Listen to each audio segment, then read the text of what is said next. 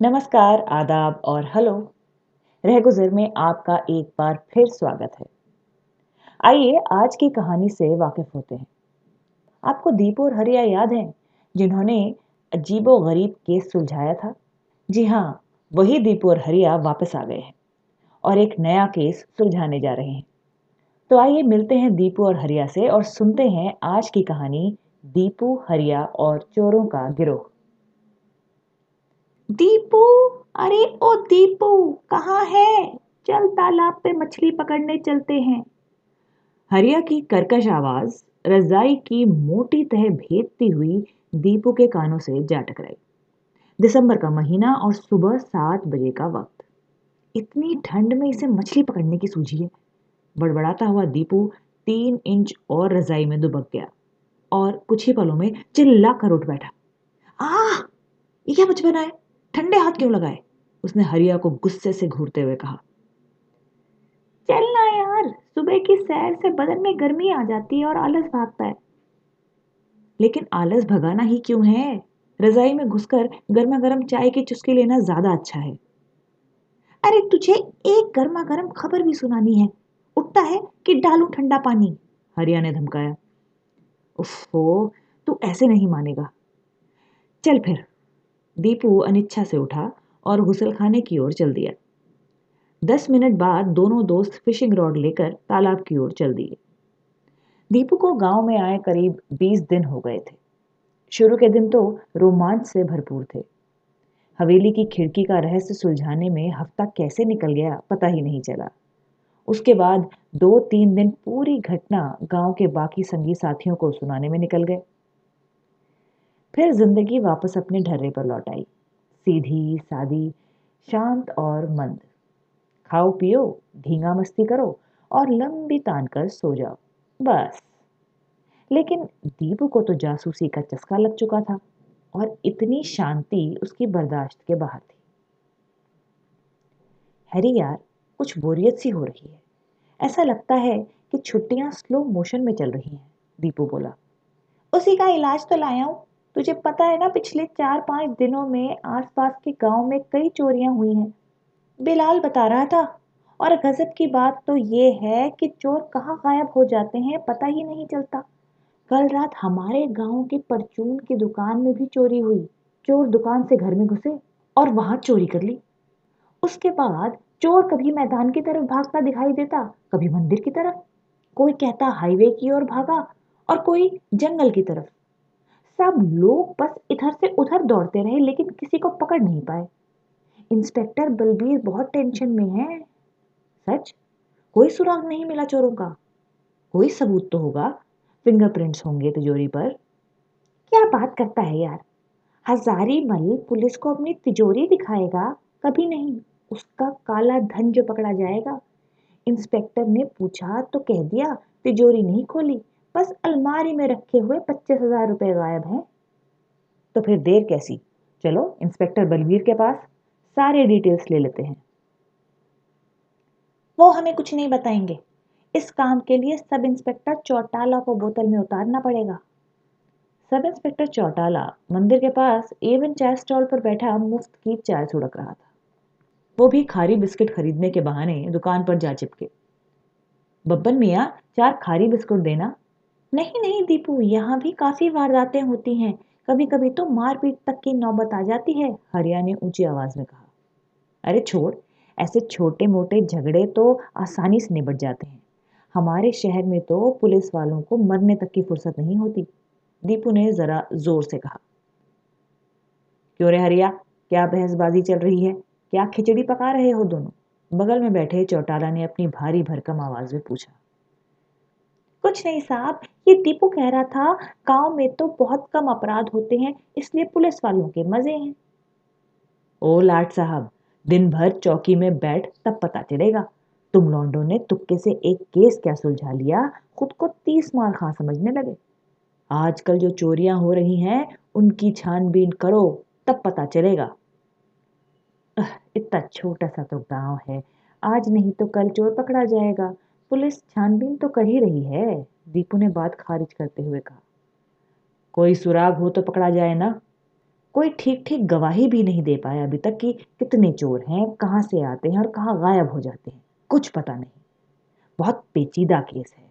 ऊपर से डीएम साहब का दबाव अलग है जल्दी केस सुलझाने के लिए। सुबह से अब फुर्सत मिली है बैठ के चाय पीने की। लेकिन लोगों ने तो कुछ देखा है ना? हरिया ने पूछा। क्या ख्वाब देखा है? कोई कहता है मंदिर की ओर भागा, कोई कहता है मैदान की तरफ। हर कोई अलग अलग दिशा बताता है। दौड़ते दौड़ते मैं 10 किलो कम हो गया। कुत्तों की मदद लेनी चाहिए तो वो भी बेकार। चौराहे पे आके वो भी पगला जाते हैं कि चोर गए किधर। गोल गोल घूमते रहते हैं बस।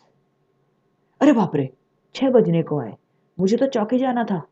चलो भागो तुम लोग। बेफालतू की बात में टाइम खराब किया मेरा, कहकर सब इंस्पेक्टर चौटाला उठा और मूछों पर ताव देता चौकी की तरफ चल दिया। कुछ समझे हरिया? दीपू ने रहस्यमयी आवाज में पूछा। हाँ, ये इंस्पेक्टर बलबीर के बस की बात नहीं। दीपू और हरिया को मैदान में उतरना ही पड़ेगा। हा हा हा। हरिया हंसते हुए बोला। तो चलो सबसे पहले चोरी के घर का मुआयना करते हैं, कहता हुआ दीपू हजारीमल के घर की ओर चल दिया। हजारीमल अभी दुकान से लौटा न था। घर में उसकी बीवी लक्की और 4 बच्चे थे। काकी, मैं हरिया। माँ ने पूछवाया है, कोई जरूरत तो नहीं? हरिया घर में घुसते हुए बोला। नाही बेटुआ, कौनो जरूरत नाही। अभय तो सब हइये। कुछ जरूरत हुई है तो बचवा से कहला दीबो। अच्छा काकी, वैसे चोरी हुई कैसे? चोर के आने की कोई आहट नहीं हुई? काका तो तिजोरी वाले कमरे में ही सोते हैं ना, उन्हें बिल्कुल पता नहीं चला। जरा सब कुछ विस्तार से तो बताना। अब का बताई बेटुआ, कौनो को खबर ना ही भई। कल शाम ही से हमारी तबीयत कछु घबराए रही। हम जल्दी जल्दी रसोई बनाए के पड़ी रही। आधी रात ये हल्ला मचाए दिन, चोरी भई चोरी भई। और फिर लक्की काकी ने रो रो कर पूरी राम कहानी सुना दी कि कैसे चोर रात में घर में घुसा, हजारीमल के मुंह में कपड़ा ठूसा, आंखों पर पट्टी और हाथ पैर बांधे, फिर तिजोरी की चाबी उनके जनेऊ से निकाली और तिजोरी साफ कर दी। साथ ही हिदायत भी दी कि किसी को भी तिजोरी साफ होने की बात न बताई जाए क्योंकि हजारी लाल की तिजोरी में बहुत सा काला धन था। 25,000 तो उसकी खरी कमाई के थे। ये बात अलग है कि उसका काला धन भी साफ हो गया था। लोग चोर को पकड़ने भागे लेकिन वो कभी मंदिर की तरफ भागता दिखाई देता तो कभी मैदान की तरफ। कुछ ने तो उसे जंगल की तरफ भागते देखा, फिर वो गायब हो गया। काकी, चोर एक था कि दो? दीपू ने पूछा। एक ही रहा बेटुआ, ये तो हम पक्के से बता सकत हैं। अच्छा, हम तिजोरी देख सकते हैं क्या? हरिया ने पूछा। हाँ हाँ देखा, कौन जाने तुम्हें कुछ करामात दिखाई दो, कहकर लक्की उन्हें तिजोरी वाले कमरे में ले गई। दीपू ने जेब से मोबाइल फोन निकाला और फोटो खींचने लगा। तिजोरी के अंदर रखे कागजों में से कुछ पर लाल मिट्टी के निशान थे। बाकी सारे सबूत, मसलन वो कपड़ा और रस्सी जिससे हजारीलाल को बांधा गया था, पुलिस के पास थे। चोर ने सफेद धोती कुर्ता और साफा पहना था जिसके एक छोर से उसने मुंह ढका हुआ था। छानबीन के बाद दोनों दोस्त अगले दिन मिलने का वादा कर अपने अपने घरों को लौट गए। भोलू ताता, मेरा नाश्ता भी ले आना, हरिया कुर्सी में धंसते हुए बोला। क्यों लड़कों, आज कहाँ तफरी करने का विचार है? कोई उल जलूल हरकत न कर बैठना और चोरी के मामले से बिल्कुल दूर रहना वरना बाबूजी नाराज होंगे, भोलू ने सख्त हिदायत दी। ठीक है, कहकर दोनों दोस्त घर से निकल गए। सबसे पहले तो ये पता करें कि ये लाल मिट्टी कहाँ की है। कौन बता सकता है भला? दीपू ने पूछा। हकीम चाचा बता सकते हैं। वो गांव के आसपास का इलाका अच्छे से जानते हैं। अक्सर जड़ी बूटी लेने जंगल भी जाते रहते हैं। चलो उनसे पूछते हैं। हकीम चाचा तो घर पर न थे, लेकिन बिलाल ने उनकी समस्या का समाधान कर दिया। पर उसकी एक शर्त थी। तू हमारे साथ चलेगा? दीपू और हरिया स्तब्ध रह गए। नहीं, बिल्कुल नहीं, हरिया बोला। तुझ बड़बोले को साथ रखकर मरना है क्या? सारे गांव में ढोल पीट देगा और चोर सजग हो जाएंगे। माफ कर भाई। भाई सोच लो, मैं तुम्हें लाल मिट्टी वाली जगह ले जा सकता हूँ। यही नहीं, मैंने तो वहां कुछ लोगों की आवाजें भी सुनी थी जब मैं नाना जी के साथ जड़ी बूटी लेने गया था। कुछ सोचकर दीपू ने उसे साथ रखने के लिए हरिया को मना ही लिया। अच्छा अब बता, जाना कहाँ है? जंगल में करीब 2 किलोमीटर अंदर एक खंडहर है, वहीं की मिट्टी है ये, मैं तुमको भी ले चलता हूँ। खंडहर और उसके आसपास बिल्कुल वीरानी थी। वहां किसी के रहने का कोई सबूत नहीं था। तीनों मायूस लौट रहे थे कि अचानक हरिया को कुछ याद आया। चलो बड़ी बी के पास चलते हैं। ये कौन है? दीपू ने पूछा। चलो तो मिलवाते हैं, हरिया हंसते हुए बोला। कुएं के पास एक छोटे से घर के आंगन में एक 65-70 साल की औरत धूप में खटिया पर लेटी ऊँघ रही थी। सलाम बड़ी बी। सलाम बड़ी बी। हरिया और बिलाल एक सुर में बोले। कौन? अरे हरिया बिलाल, जीते रहो बेटा। ये तीसरा मुश्तंडा कौन है? बड़ी बी ने हंसते हुए पूछा। ये मेरा पक्का दोस्त है दीपू, ठाकुर साहब का पोता। और दीपू, ये है हमारी बड़ी बी। हर छोटी बड़ी समस्या का निदान है इनके पास। हमारे गांव की करमचंद। चल हट ना माकूल। बड़ी बी ने हरिया को एक चपत लगाते हुए कहा। अच्छा बताओ, चोर के बारे में पता करना है कि चोरी कैसे हुई उसके बारे में? आपको कैसे पता चला हम इसलिए आए हैं? दीपू आश्चर्यचकित होकर बोला। तुम्हारे कपड़ों पर मिट्टी के दाग हैं, इसका मतलब तुम लोग कुछ ढूंढ रहे थे और वो तुमको मिला नहीं क्योंकि हाथ खाली है। हरिया ने मेरा परिचय एक जासूस कहकर करवाया। मतलब तुम्हें कुछ सवालों के जवाब चाहिए तो पूछो। दीपू ने सब कुछ विस्तार से बताया। बिलाल ने भी अपने अनुभव के बारे में बताया। थोड़ी देर सोचने के बाद बड़ी बी ने तीनों को घर जाने को कहा। कल सुबह आना, बात करेंगे, कहकर उन्होंने आंखें बंद कर ली। सुबह 10 बजे तीनों बड़ी बी के दरवाजे पर हाजिर थे। बड़ी बी ने तीनों को चाय का कप थमाया और बोली। पूछो क्या पूछना है। क्या खंडहर के आसपास कोई छुपने की जगह है? हरिया ने पूछा। चोर एक था तो लोगों को अलग अलग जगह कैसे दिखाई दिया? दीपू ने सवाल किया। चाय के साथ मट्ठी मिल सकती है, बिलाल बोला। तो दीपू और हरिया ने उसे घूर के देखा। अमीरन, जरा बच्चों के लिए मट्ठी और लड्डू तो लाना, बड़ी बी ने आवाज लगाई।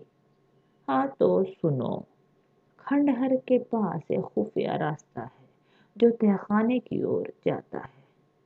पुलिस को शक है कि चोर वहीं छुपे हैं, लेकिन काफी कोशिशों के बाद भी वो रास्ते का पता नहीं लगा पाए। दूसरी बात ये कि चोरों की पूरी टोली है, कम से कम 6 लोग, सब मिलकर चोरी करते हैं। और चोर पहले से ही घर में छुपा था, इसलिए किसी को उसके आने का पता नहीं चला। लेकिन चोरी करके घर से निकलते हुए भी तो किसी ने नहीं देखा, दीपू बोला। हो सकता है वो घर से निकला ही ना हो, चोरी करके वापस वहीं छुप गया हो, हरिया ने उत्तर दिया। लेकिन फिर अलग अलग जगह दिखने का मतलब कि वो उसके साथी थे। बिलाल को भी जोश आ गया। शाबाश, वो उसके साथी ही थे। सबने एक जैसे कपड़े पहने थे और गांव में अलग अलग जगह छुपे थे। हल्ला सुनते ही वो अपने ठिकाने की ओर दौड़ने लगे। ये तो लोगों को परेशान करने की चाल थी। जब गांव वाले इधर उधर भाग रहे थे, घर में छुपा चोर आराम से माल लेकर निकल गया, बड़ी बी ने खुलासा किया। आपको पता था ऐसा हुआ? दीपू ने पूछा। नहीं, लेकिन तुम लोगों ने जो कुछ बताया उसकी वजह से यही बात सामने आती है, लेकिन इसका कोई सबूत नहीं है। तीनों लड़के बड़ी बी को शुक्रिया कर हवेली की ओर चल दिए। अगर हम किसी तरह वो गुप्त रास्ता ढूंढ लें तो काम बन सकता है, हरिया बोला। शैतान, तू फिर खंडहर की तरफ गया था? तीनों लड़के विचार विमर्श कर ही रहे थे कि हकीम चाचा की खरखराती आवाज आई और साथ ही बिलाल दर्द में बिलबिला गया। ओई माँ! नालायक, तुझे 1000 बार मना किया है कि उस तरफ मत जा, फिर क्यों जाता है वहां? पता है कितने लोग गायब हुए हैं उस जगह से। हकीम चाचा ने उसका कान उमेटते हुए कहा। वहां लोग गायब हो जाते हैं? दीपू ने आश्चर्य से पूछा। हाँ, जो भी उधर गया कभी लौट के नहीं आया। तुम लोग भी उस तरफ कभी मत जाना। हकीम चाचा ने हिदायत दी और बिलाल को घसीटते हुए घर की ओर चल दिए। गुत्थी सुलझने लगी थी। दीपू और हरिया को एक अहम सुराग मिल गया था, गुप्त रास्ता। दोपहर ढल रही थी। दोनों ने अगले दिन सुबह जाने का तय किया। दूसरे दिन एक लंबी रस्सी, टॉर्च और 2 लंबे डंडे लेकर दोनों जंगल की ओर निकल पड़े। कुछ दूर चलने पर उन्हें एहसास हुआ कि कोई उनका पीछा कर रहा है। मुड़कर देखा तो बिलाल था। मैं कुछ दवाइयां लाया हूं, सांप बिच्छू का जहर उतारने वाली, उसने सफाई दी। कुछ ही देर में तीनों खंडहर के पास पहुंच गए। पूरे एरिया को तलाश करने में तो सालों लग जाएंगे। बिलाल, आवाजें किस तरफ से आ रही थी? दीपू ने पूछा। पीछे की तरफ से, जो बड़ा बरगद का पेड़ है ना, उसके पास, बिलाल बोला। चलो देखें। तीनों बरगद के आसपास का मुआयना करने लगे। पेड़ सालों पुराना था और उसका तना बहुत मोटा था। ऊपर से लटकती जड़ों ने तने तक पहुंचने का रास्ता लगभग बंद कर रखा था। एक जगह तने की जड़ के पास काफी घनी झाड़ियां थी। बरगद के नीचे तो कुछ नहीं उगता, नाना जी ने बताया था, बिलाल बोला। तीनों ने मिलकर झाड़ियां हटाई तो जमीन पर एक ट्रैप डोर दिखा। गुप्त रास्ता आखिरकार मिल ही गया। वे उल्टे पैर चौकी की तरफ भागे और हाँफते हाँफते इंस्पेक्टर बलबीर को अपनी खोज के बारे में बताया, साथ ही अपनी थ्योरी भी कि चोरी कैसे हुई होगी ये भी पेश कर दी। इंस्पेक्टर बलबीर ने फौरन एक्शन लिया और शाम तक सारे चोर माल के साथ पकड़े गए। गांव वालों ने दीपू, हरिया और बिलाल को खूब शाबाशी दी। सभी बहुत खुश थे। बस बेचारा हजारीमल उदास था। उसकी तिजोरी में सिर्फ 25,000 रुपए ही वापस आए। कैसी लगी आपको आज की कहानी? दीपू, हरिया और बिलाल की ये जासूसी आपको पसंद आई? हमें जरूर बताइएगा अपने कमेंट्स के द्वारा।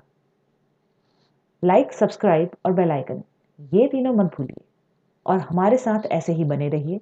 हम लाते रहेंगे नई कहानियां आपके लिए रहगुजर में। अगली कहानी तक नमस्कार।